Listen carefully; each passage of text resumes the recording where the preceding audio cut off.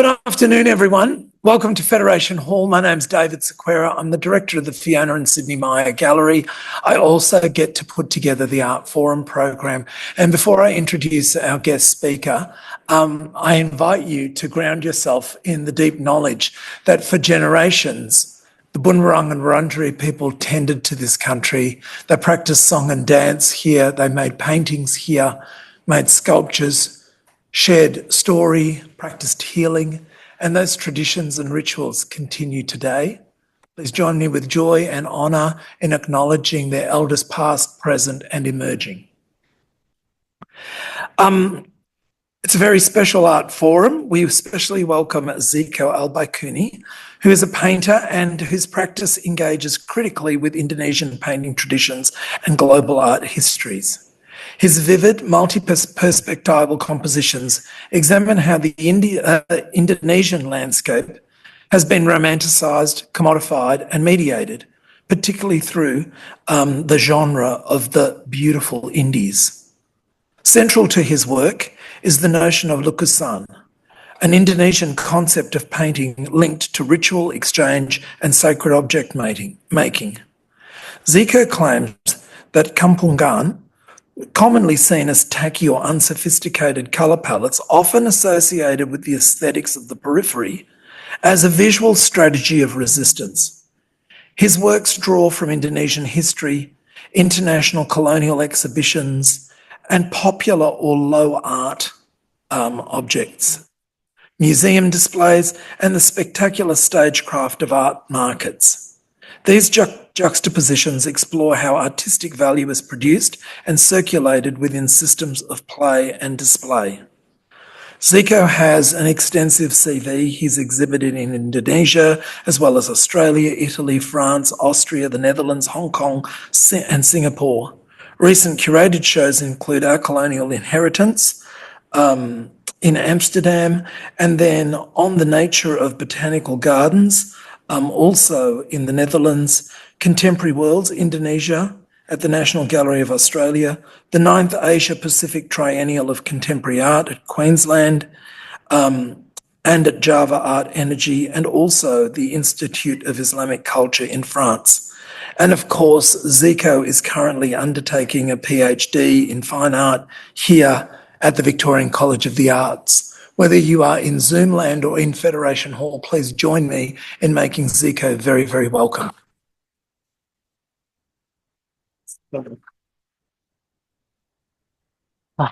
Thank you so much. Sampurasun, Assalamualaikum warahmatullahi wabarakatuh. I begin by offering my deepest respect to the traditional custodian of the land in which we gather, the Wurundjeri, Woiwurrung, and Bunurong people of the Kulin Nation. I honor their elders past and present, and those who continue to shape the living rhythms of this place, to walk, breathe, and dream here. Together with my children, my partner, and our ever-evolving sense of home is blessing woven from history that reach far beyond my own. It's a privilege to be here today, presenting my works. As part of this art forum, I'd like to take this opportunity to share a bit about my process and walk you through some of my recent work. I'm from Bandung, Indonesia, a city shaped by volcano, colonial history, and ongoing tradition. I was raised in a household where art, language, education, and spirituality were deeply intertwined. My father, an artist and activist, always told me, seni punya daya, art has power, and reminded me, katakanlah meskipun pahit, dan berdoalah, speak the truth, even it's bitter, and pray. From him, I learned that art is a space for resistance, honesty, and healing. My mother, a Bahasa Indonesia teacher, instilled in me a love for language and structure. She believed that words shape the way we think, and that education can guide us toward a more compassionate, conscious life. Her teaching helped me understand the weight of names, of phrasing, of silence, of how language can carry memory and power. Growing up in the aftermath of Reformasi, I witnessed a country still haunted by its past and struggling to imagine its future. Now, as we watch that democratic promises unravel under the shadow of unchecked power and oligarchy, I found that The urgency in what I do. Painting has become a space where I gather the voice that have been ignored, images that were never seen, and documents that were never allowed to surface, like a lost receipt, a censored memory, or a song that never made it to the archive. That is why I use the term lukisan instead of painting. Because for me, lukisan isn't only something to be displayed. It is something in play. It performs, it remembers, it questions, it laid in space where the political, personal, spiritual, and historical meeting. Through lukisan, I continue the legacy of my parents. So, what if painting wasn't just about making images? What if it is not about the artwork, but how the art works? That's the question that reshaped my whole practice. I began to look for alternative way re-evaluating the practice of painting, not just in terms of materials and formats, but in relation to its very ontological foundation. I found myself returning to the beginning, to the origins of lukis. One of the first book I ever read on Indonesian art was Dua Seni Rupa by Sanento Yuliman. His essay, Tradisi Lukis di Indonesia, Painting Tradition in Indonesia, lukis in the sense of what it used to be, opened up a pathway I've never quite left. It raised a deeply, deceptively simple question. Is lukis the same as painting? Or has something been lost, perhaps deliberately mistranslated along the way? This reflection comes not only from linguistic curiosity, but also from a deeper crisis of articulation, a kind of this philosophical disorientation. In my practice, I have often felt this distance between what I'm trying to do and how it is expected to be. This tension brought me back to the word lukis, a term that persists across Sundanese, Malay, Minangkabau, and Javanese. Tracing it back through the time, I encountered the old Javanese ang lukis, a word that meant both to paint and to carve. The gesture of lukis was never limited to the flatness of image. It was embodied, spatial, spiritual. What moved me in this transformation of names, lukis is come with a story. In the realms of the gods, there is Cipta Gupta, which means the hidden creation. On earth, he became Cipta Ankara, the manifester of creation. It's like Plato theory of forms, but flip. Here's the act of making, the movement of the hand, that becomes the real philosophical space. Creation is not just mimicking the divine, it's completing it. The instruction wasn't just to paint, but to manglukisa hanarmah manahar lengkara sakarupa ricipta, to ornament, to beauty, to manifest the forms of creation. So melukis was never just an image on surface. It was an offering, a way of knowing and being. From that lens, I can no longer see seni lukis as something bound to canvas or pigment. It could be anything: sculpture, fabric, wall, ritual, even act of resistance. What unites them is not the object, but the act, the praxis. Lukis is action. Lukis is a behavior. It's the capacity of the hands to call forth what is hidden. And this is where I see the tension with the word painting in English. It's tied to the materials, paint as substance, painting as product. But lukis doesn't carry that weight. It points instead to process, to devotion, to inheritance. So for me, the gap between lukis and painting is not a mistranslation. It's an opening. But deeper I went into lukis, the more I realized how far it's done from what we are inherited as painting through colonial frameworks.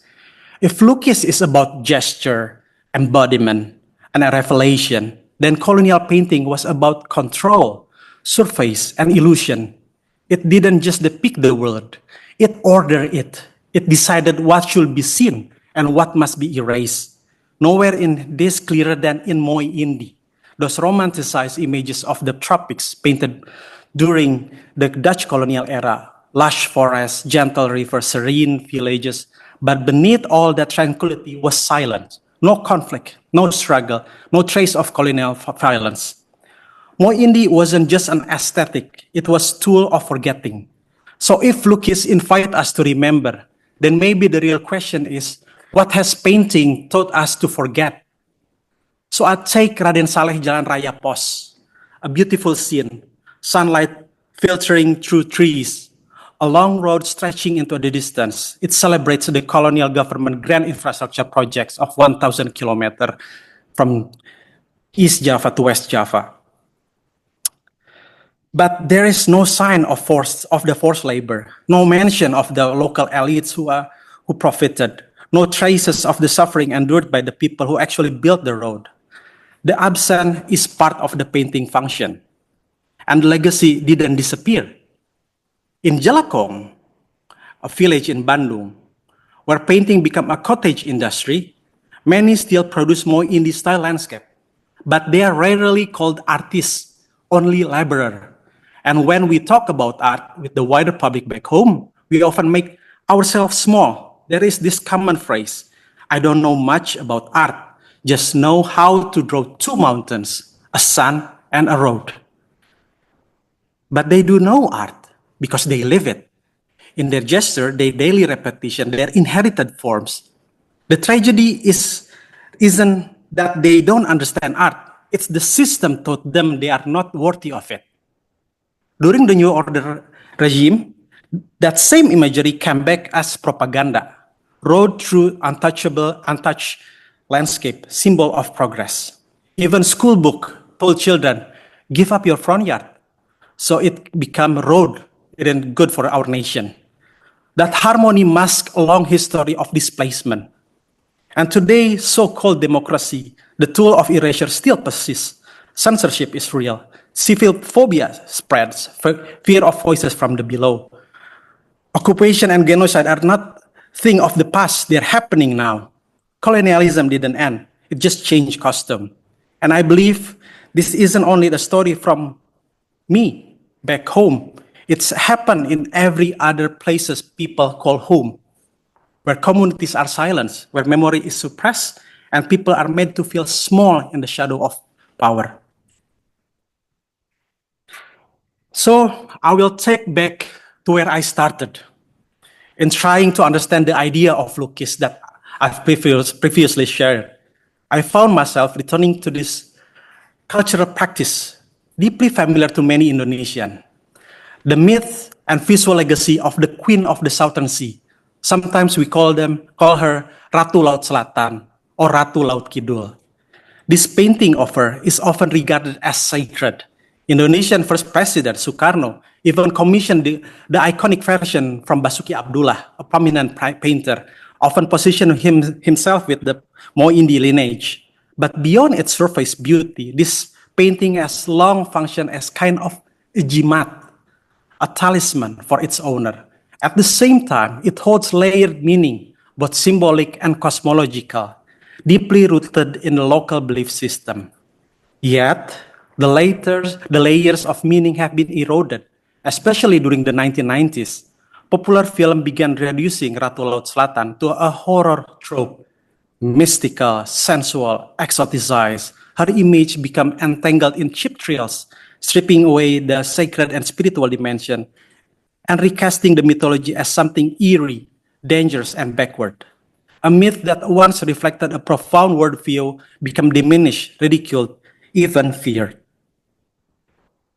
So I decided to revisit this cultural practice. For a full year, I immersed myself in the rituals surrounding her.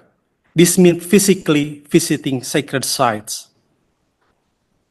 speaking with elders and the custodian. We call it kuncen, para kuncen, asking permission, listening to their story, prayers, and belief. I followed this path in West Java, my homeland, because I'm a Sundanese. Even the process of making the painting was infused with cultural codes, timing, numerology, color choice, all part of larger cosmological logic. When the painting, the image of Ratu Laut Selatan was complete, I brought it to Yogyakarta. Even though it was eventually part of the Jogja Biennale, bringing the lukisan there was more than just participating in an exhibition. It was a manifestation, part of the creation of the work itself. The lukisan was made through asking permission, physically, ritually. From the land in Jogja, it was never meant to be shown only to human eyes. By the dawuh, the dream that speak to the people, given to me by the kuncen, the custodian, the work needed to be witnessed by the land, specific land, the sky, that very specific sky, the sea, very specific sea, the animal, the unseen, and the spirit, the belief system that live in the sacred space. I took the painting around the city, letting it inhabit places considered sacred, along what are believed to be Yogyakarta philosophical axis. These are not just symbolic paths. They are living cosmology, connecting the mountain, the kraton, and the sea. Jogja Biennale made a system of communication in the global art world. But for me, the painting had to be introduced to the city, not just as artwork, but as a presence, something that asks permission to exist there. And in doing so, the work became the part of the world it enters, not simply hung on the walls, but woven into the place, into memory, into the cosmology. For me, that was a turning point. The painting with the sense of lukis needed to return, not just to the site, but to the people, to the community. It wasn't created merely for display. It needed to be enacted, embodied.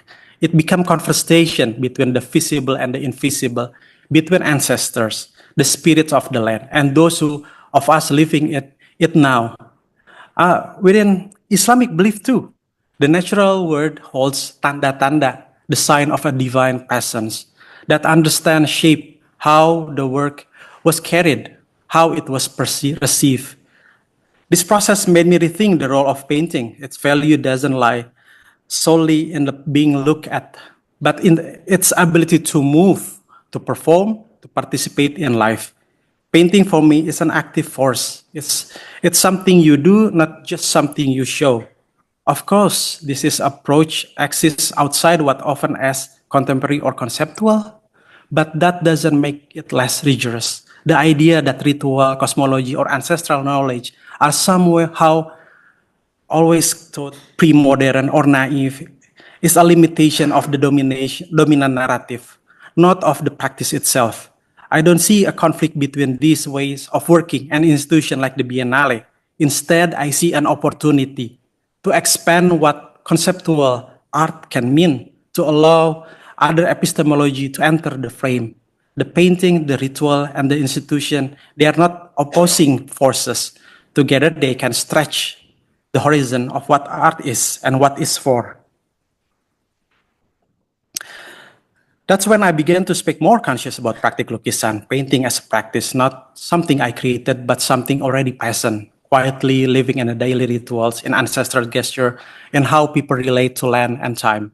It has always been there. Maybe it hasn't always been named or seen, but it has continued passed down through hands and memory.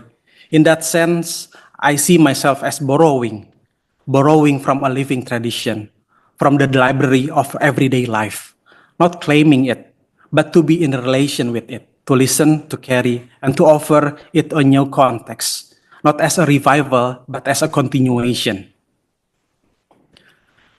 So I push again. I continue to the next question. What if lukis isn't product, but a process? What if a painting collected by museum doesn't signal the end, but the beginning of new function, new relation? This is how I've come to understand my practice, not just as someone who paints, but as someone who melukis. For me, lukis is not about representation.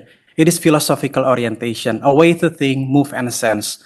To the hand, a way of being in a relation to the land, memory, and others. My 2019 works, Ruatan Tanah Air Beta, Reciting Rites and Sites, now part of the permanent collection at the Wereld Museum in Amsterdam. It's respond to the layered history of Kebun Raya Bogor, the oldest botanical garden in Southeast Asia. This site is entangled with colonial legacies and ecological violence. Established in 1817 by the Dutch to to test which foreign plant could be economically exploited in Java. It played a central role to the development of plantation agriculture and in the devastation of ecosystem across Java, Sumatra, Kalimantan. But the site's memory reached further back. It is origin as Samida, a sacred forest planted by Sundanese king for ritual and aesthetic practices. The garden holds within it overlapping words: Sundanese spirituality, colonial exploitation, and national identity. My approach was not to depict the story in a linear way, but to engage it ritually through ruatan, a ceremony unbinding, to clean its intention, and through collage, a way of negotiating fragmented, misaligned timelines. And moment in the paintings focuses on a stone. One moment in this painting actually focuses on one stone inscription, once believed to be mark of the sites of Prabu Siliwangi treasure. This inscription, though treated as authentic, was later revealed to be a colonial fabrication. It was for a party trick, possibly created by botanist Dr. Friedrich Anton Wilhelm Michael.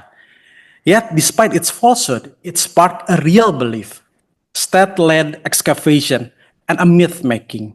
It shows how even forged artifact can generate lasting cultural effect. Oops. So this is where Lukis live again for me, not in confirming the truth or illusion, but in activating relationship between them. The painting is not just a record, but a ritual, a gesture toward a complexity, belief, and possibility. Now that this painting resides in the World Museum, it has become to have what many might call a museum object. But for me, it has not stopped working. It continued to function, to unfold. I've seen the work used by a student studying colonial legacy. I've seen it referencing in AR projects that annotate and expand on its layer. Somehow also somebody put it through the lens of meta-modernism. This interpretation weren't mine, but they are valid extension. Maybe this is valid extension of Lukis, which is never fixed to the artist. It is open to the what come next. At first, I wondered whether the work had reached its endpoint, had its purpose been fulfilled in the act of painting, or through its acquisition by the museum. But now I see that this practice of Lukis refuses such finality. The work stretches, transform, connects across contexts. It moves not in linear cause and effect, but in organic relational rhythm. Through this work, I've encountered artists and researchers navigating similar terrains. People who, like me, are tracing stories through fragmented, reactivating sites and questioning how knowledge is preserved and transmitted. In this sense, the painting has become a vessel, a site of encounter, a place where I met fellow aventurer, the wanderers, the seeker, across times and geography. A painting, yes, but more than that, a living practice of Lukis. So after everything I just shared, I still have an important thread that I need to return to, the color, why I choose it and why. So for me, there's a question, what if color wasn't just decorative, but deeply political? For me, color in painting isn't just about aesthetics. It's about history, economy, class, and relationships. Color pigment carry stories. They've been shaped by colonial extraction, trade routes, nationalism, and now algorithmic capitalism. In the digital era, our vocabulary of colors has exploded, but beyond screen, color remains intimate. It lives in memory, in streets, in ritual, in contradiction. In Indonesia, we have a phrase, warna kampungan. It means village color or tacky color. It's often used to dismiss bright, vibrant color as low class. But to me, these so-called kampungan colors are form of resistance. They speak from the margins with pride. I saw this most clearly in my grandfather's house in Ciamis, West Java. The house itself used to be a colonial building, formal, heavy, with its past, but every year during Lebaran, the Idul Fitri, we would repaint it not with muted colors, but with bold blue, green, yellow, pink, magenta. And that's what happened. The color transformed the house. What once felt cold, traumatic, and historically suddenly become warm, joyful, and open. The act of repainting wasn't just for celebration. It was kind of icebreaker. Wow, new color. It softened boundaries with neighbor. It's invited conversation. It's created connection. That experience taught me that color is a social gesture. It can disrupt hierarchy, dissolve inherited stiffness, and make something feel live and claim and transform. So when I paint, I don't use color to please the eye. I use to steer memory, to challenge decorum, to shift perception. My approach to painting through the lens of lukis is not about creating object, but activating process. Lukis is a verb, behavior. It's about what art does, not just what it is. In Indonesia, it became fascinated with a shade known as hijau miskin, the poverty green, the poor green. It is often used on a house renovated through government program like Abri Masuk Desa or the military come to the village. It becomes a visual marker of a state-led development and poverty at once, a signal of improvement, but also of one place in the social hierarchy. Then, in Melbourne, I saw the exact same green on heritage houses in Albert Park. But there it's called Victorian green, a sign of elegance, wealth, historic preservation. Same color for me, but opposite meaning. This contradiction is the tension I live in, because color doesn't have fixed meaning. It shifts with the context, class, memory. That's why in my work, I intentionally use this kampungan color, the one labeled. Kampungan is like bogan or something like that. I use them as an act of reclamation. I want them to take up space in the museum, on the wall, or in the discourse. Because just like lukis, color doesn't stop working once it's framed. It keeps moving, it keeps asking, it invites. For me, a painting isn't just an image, it's a rhythm of gesture, ritual, collision. And color is one of the strongest forces in that rhythm. It reveals, it resists, it remembers. So today, I'm trying to stretch this practice further, to see painting not just as something to look at, but something to move through, to perform, to live within. This deepened during an encounter at the BIPOC exhibition at VCA, when Andrea Iles responded organically to my work. In her performance, she moved through the spaces of my painting, narrating fragments of her cultural memories through body movement. Her story, layered and fragmented. For me, it's echoed what is representation of Indonesia I often address in my work. What moved me was that this wasn't planned. It came from a short practical conversation about space. But out of that limitation, something honest and unexpected happened. And it reminded me that limitation can invite organic exchange and even open space for new cultural expression. I now find myself in an ongoing process of performing the paintings, living it, not just making it. In this way, lukis become not only a visual act, but something relational, something that happened between us. So, performing lukis as praxis is kind of expanding painting through interaction. In a recent experiment with the triptych paintings that I explored what happened when painting is no longer treated as a static object, but as a living, performative act. And so during an interactive session in the AAS Asia Conference at Gajah Mada University, titled Translating Art, so Lukisan as Praxis, I invited the audience to engage directly with the work. Instead of presenting it as a finished or untouchable, I asked people to hold the painting with me, to come close, to trace the detail while I narrated the stories, embedded it in its layers, story of a process, discovery, and reflection. Then something for me unexpected happened. The audience pressed their thumbs in the paintings. that small gesture is powerful for me because it's invoked the ancient Indonesian word empu, or the painters in the past called empu, a master artisan, a spiritual guide. The root of that word, thumb. In that movement, the audience wasn't just observing, they become part of the paintings, part of lukis. This experience reminded me that lukis is not just a medium, it's a method, a way to share, to perform, to connect, to stretch painting into something felt, remembered, and made together. Whew. So in the end, my practice is grounded in lukis as praxis, not painting as object, but painting as gesture, memory, and relation. Whether through kampungan colors, layered landscape, or collaborative performance, I use lukis to question what painting can be and what it can do, and in inviting others into the works.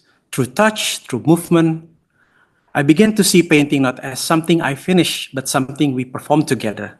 So I'll end with this. Lukis is not the artwork, but how the art works. It's a quote from my best friend, actually, Fajar Abadi. So I use that because it's so cool. It moves, it remembers, and it connects. Ulah pareumeun obor. Never let the torch go out. Thank you.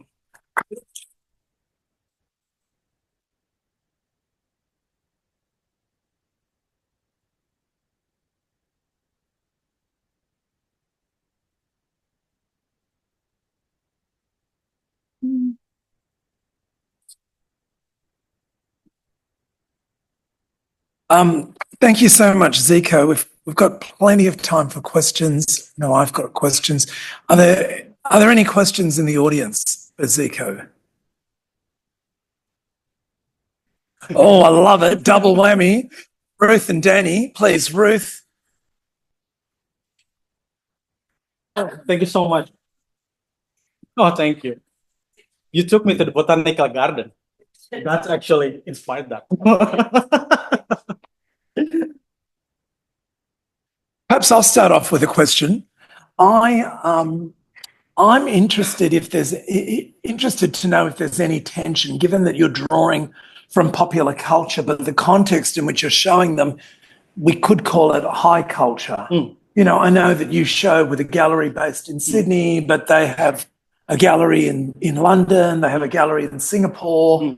And so, you know, you're depicting artists who are quite poor, who have a particular practice, an artistic practice, except the work then is shown in high art context. And I just wonder if you could talk a little bit about that, whether that's a tension or, you know, what that duality is like. Okay, thank you. Thank you so much. That is also something that I'm very interested because I also actually, with using the same words, I also show it in the place that's usually people say it's the wrong place to show it. Because like there's a projects that I made also in one village in Bandung.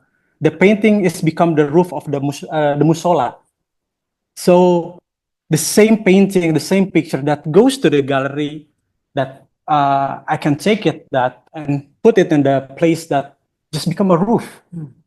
So that's actually very fascinated for me because like, yeah, I think like that's something like, I also often see that from the maestro in, that I often called maestro in Sundanese cultures. There's a singer called Mimi Rasina. She always sing in the market, like just in pasar or just like in the event, like the birthday of the village, sing there, and it's always like hi, it's very close and everything. But last year she is also invited to Dark Mofo, and there is like also like a different treatment to her, like she is recorded and everything. She feels like it is elevated, but also it's just like different place have different value, you know. In the village, in the market, you have like that intimate. But in the place like institution, it's like a new vessel again. Her voice is recorded and then we can hear that now through like streaming. Yeah. So I think like that's relation is something for me. Like I also always wondered why it's always have that hierarchy. Yes. Yeah. Great. Thank you. Okay. Thank you. Anyone else? Come on, Danny. It's really great for you to talk about color as well. I was just wondering if you could talk a little bit about perspective and you know, like your work's always struck me as being very fluent in a lot of classical genres of perspective and Western tradition. And then you're trying to maybe engage something that's not top-down hierarchically, but is more horizontally, socially connected in the way that you're working practice. But can you talk a little bit about how you stage that relationship within the frame of the works? Okay, maybe I will like this. So it is one, usually like my paintings is structured in the song stage. No, it's okay. It's okay. It's fine. So usually like the perspective that I learned is about like depth, right? But it's very interesting for me because like I have like this experience, especially when I'm having an exhibition in Indonesia, where it's not only specific for people with the art background. They don't see it as perspective of depthness, but they see it in the perspective of creative spaces. So it still have like that way of communication. It's very intentional for me. It still look like a good perspective in the sense of depth, but it's actually wrong also in the same time because the size is wrong and everything is also like misaligned, and it's intentional because I also want still to communicate this way of perspective because it is actually coming also from a theory by sorry, lost in my head. That called so there's two way. I think like in Indonesia we always say like there's NPM or naturalistic perspective and moment, and there's the other way is RWD, ruang waktu data, which means space time flat, and that is usually you can see in paintings from Bali, paintings from the tradition like Cirebon. It's not about depthness because the time is flat, the space is flat. You read it like a story, like a text sometimes. So yeah, I remember like sometimes like this is down. It's not in front. This part. This is not middle. This is yeah, can still middle, but the mid down is about like talking about the mid center, the story. So like is how I try to merge those two disciplines, I think. Thank you. Anyone else? Yeah, please. Wait. I love what you said, but at the same time, even with these really bright colors that you are surrounded by, these are beyond that. They're like acidic and almost like, from my perspective, which might have a Western overlay, but it would be like, I would say, either psychedelic or toxic or otherworldly, like sci-fi. So it's like not so much a representation of everyday, but a representation of some other realm that maybe, I'm just wondering what you think, like, is this world another world or is it this world? Yeah, that's a very good question.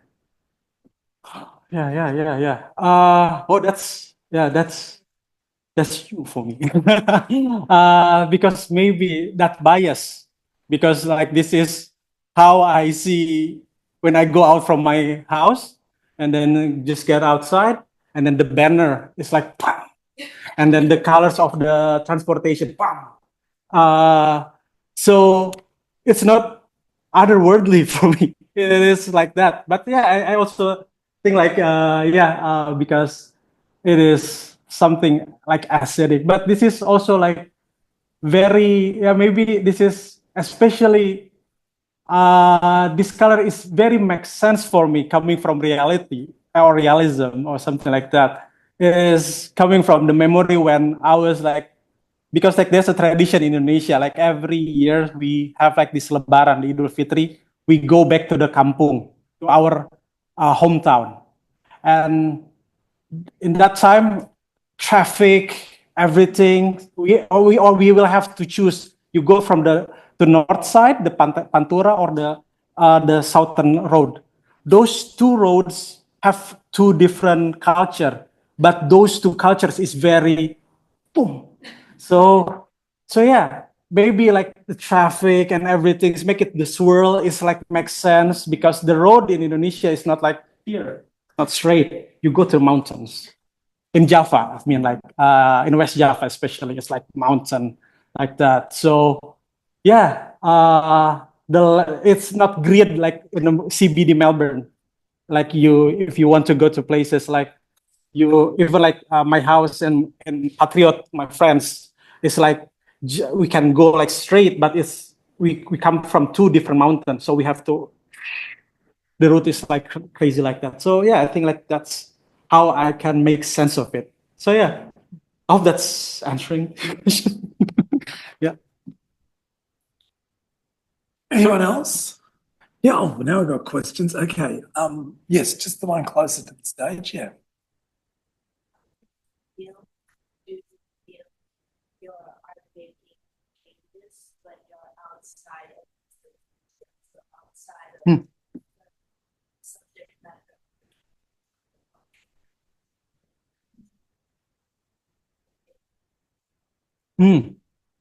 Yeah. That's good. In the beginning, yes. That's why I have like Albert Park color in the beginning. I think like my friends sometimes are like, oh, your colors become so tame now. And